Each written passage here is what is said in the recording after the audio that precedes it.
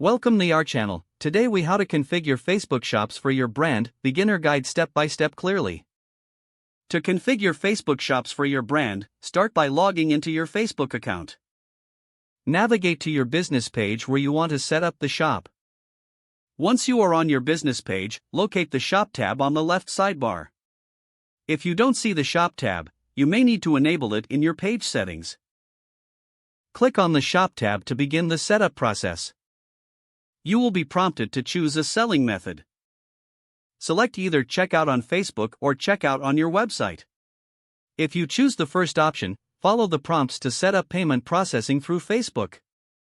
If you opt for checkout on your website, input your URL where customers can complete. Next, fill in your business information including your business name, address, and contact details. Upload a profile picture and cover photo that represent your brand effectively.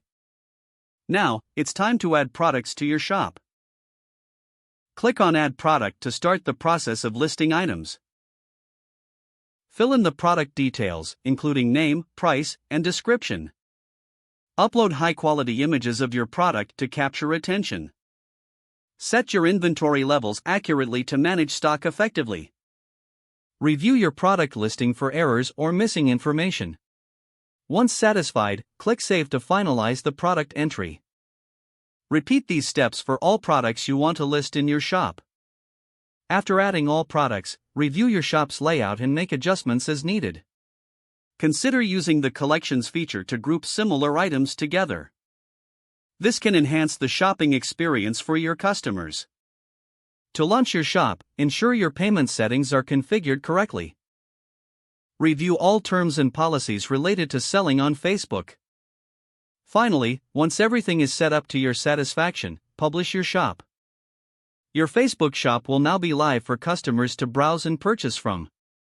If the page does not load, refresh the browser or try again in a Make sure you are using the correct email address, then retype it carefully to avoid small typos. If your password is not accepted, use the reset option and create a new strong password you can remember. Don't forget to like this video and subscribe to our channel for more step-by-step tech guides.